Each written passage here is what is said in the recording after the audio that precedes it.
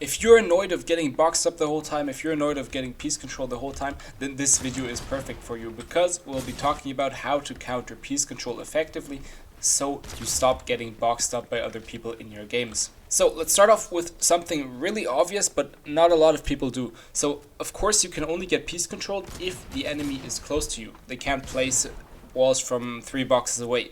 So if you do not have the advantage in the fight, you do not want to be close to your enemy.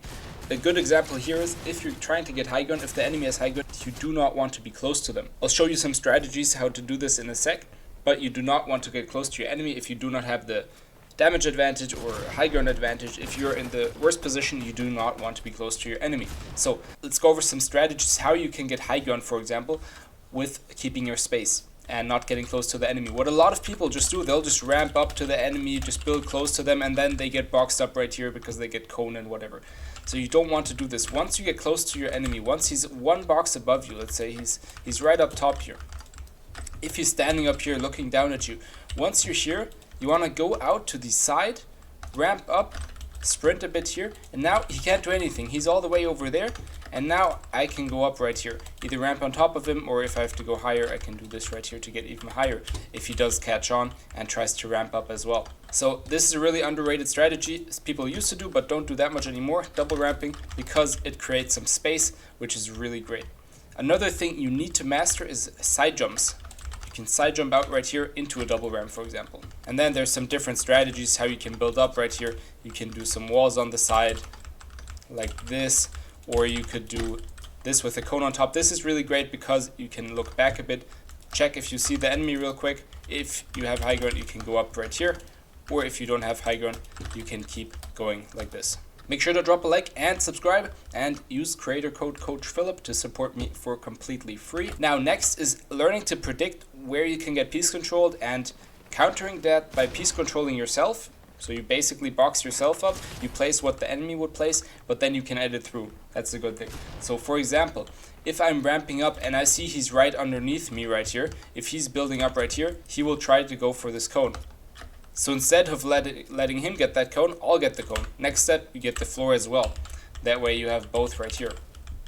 So especially when you're ramping above the enemy, this is a really common scenario. You want to cone yourself once you're able to do that double edit.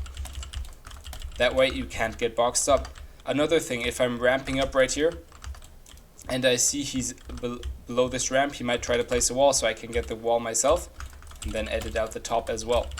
So while I'm building, I want to see where the enemy is. That's why it's so important to keep track of your enemy. You want to see where he is, and then if I see he's underneath me here, for example, I can get the floor as well, because through the floor he cannot place the cone. So now I can't place the cone from here, so you could get the floor. Plus, if you have the floor, you can go for a nice edit right here and shoot the guy. But you want to look for these things, especially when you're ramping. This is the most common part where you get boxed up. The next thing is having exit control. So once you're close to the enemy, once you're basically in a box fight, once you're up close, you want to be able to have an escape plan. So I wouldn't just want to push this box right here and then he's going to place a stair above my head and full box me like this. So instead of doing that, I'd get this wall right here, maybe get on a stair right here. So now if he does try to edit and shoot me, I can flip the stair right here and get out the side, for example. You always want to have some sort of control of the exit possibility. Also, if you're in a box and he's trying to push you, you also want to make sure you can go down, you can go in any direction you want to. This is especially important when he's trying to box you up. So if you're already getting boxed up a bit, maybe he got the cone on top of you and he got these 2 walls, but this wall is still open, you can try to run out here. You do not actually want to run out, you want to build the wall and then edit and get out. If you don't build the wall and edit, he'll just build it and then you're dead anyways. So you want to get the wall first and then edit out. This is what a lot of people don't do. If you're really close to an enemy, you want to get every build possible and then edit through. You do not want to leave anything open. If you leave something open and he's smart, he'll get that and then you're blocked off and you can't get out anymore.